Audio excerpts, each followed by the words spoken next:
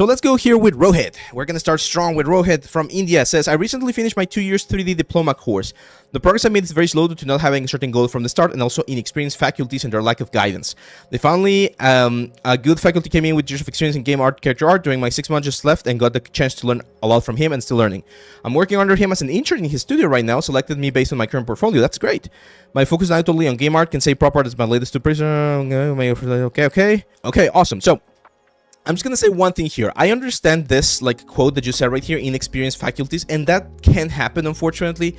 As with any other career, you can ask this in any other career, you're gonna know that not every single teacher is gonna be the best teacher. I've mentioned this before. I went to Noman, as you guys know, and when I was there, I did have a couple of teachers that were not really good teachers, and it was like a very like, it is one of the like biggest 3D schools in the world, right? So you're not gonna be safe or safe from this kind of stuff anywhere. There's always gonna be some experiences, and it might not be that the teacher is bad. It just might be that you don't resonate with the type of teaching style that he or she might have. So don't dwell too much on this and try to learn as much as you can, even if you feel like they're not like as prepared.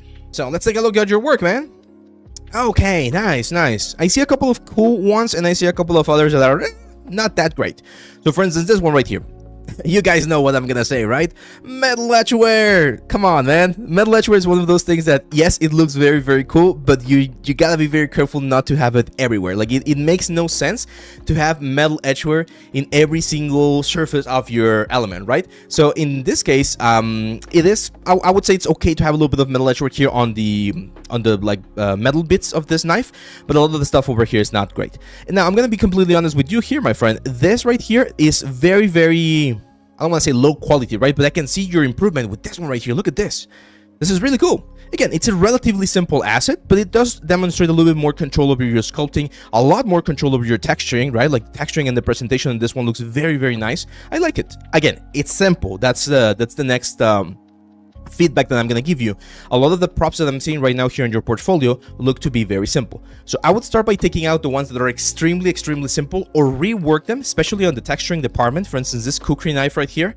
The modeling is not bad, but again, texturing wise, I don't see anything like really special with this knife, and it's something that anyone who knows the PBR production workflow should be able to accomplish relatively easily. This one I've seen before. I'm pretty sure I've seen this concept like a lot of times. I don't remember if I've used this concept as part of the like my teaching process at one point in time.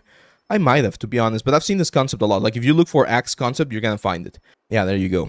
That's the reference. Now, the only issue I see with this one is the poly count. Like this is not something that I would use for a game because it's very dense. Like all of these details, for instance, can be baked down into a normal map. So you gotta be careful. If this is gonna be a cinematic prop, then I would do the opposite. I would just take this, give it like 4 or 5 UDEM spaces, right, at 4K, and give it like a super like intense like texturing process. It's not a bad prop, and this is, I'm gonna give you, Rohit, one of the best advices that I was given.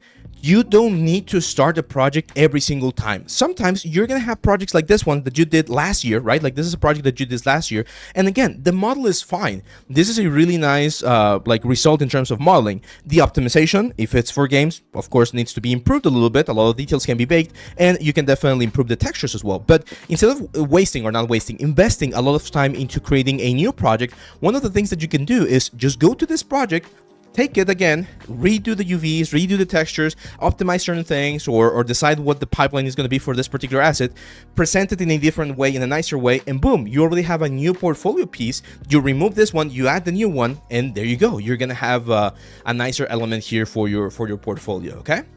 Again, cool prop. I like it. Nice presentation.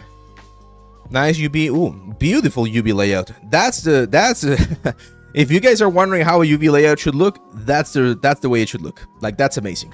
Super clean, super nice, easy to follow. 9K triangles, perfectly optimized. Yeah, this is great. Like, this is what I would expect to see on a AAA game, right? And even the textures look quite nice.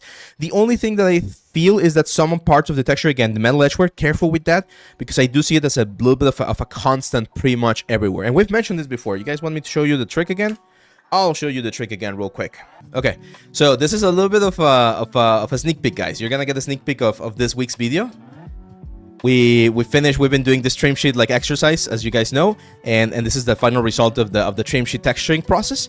So as you can see, we're gonna have a little bit of jade and a little bit of gold and a little bit of rock, and then I'm gonna show you how to map this into surfaces to get like your final assets for games.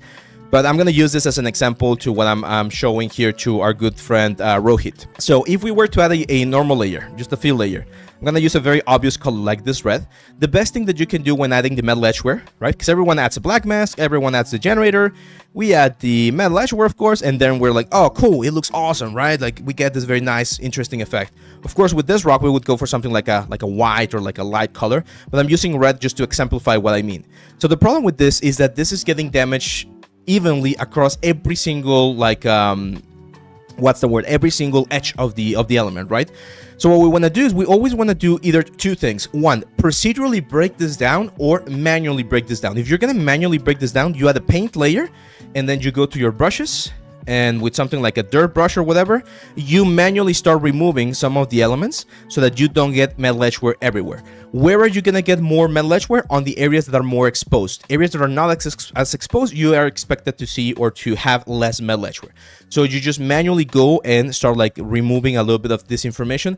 And as you can see, this area of the wall is now looking a little bit more interesting because of that breakdown. So that's the manual traditional way of adding or removing that sort of like detail.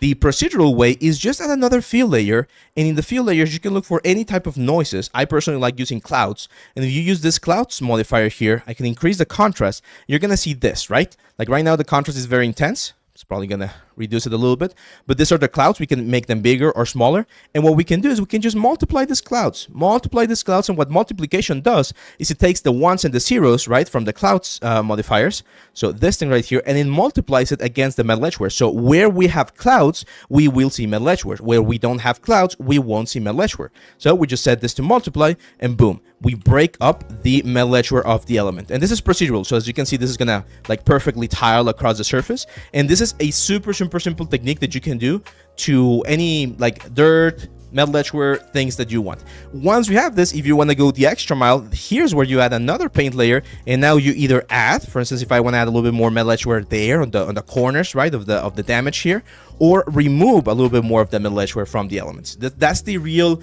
artistic part of the process, where you go in and you voluntarily or very specifically decide to remove or add some elements to your piece. Okay, so yeah, good stuff, Rohit. Now what I would recommend for you, try to grab something that's a little bit more complex, because I can see a lot of elements here, but in the modeling department they're relatively easy to model. I would recommend trying to model like more complex props. That will be my only feedback for you, my friend.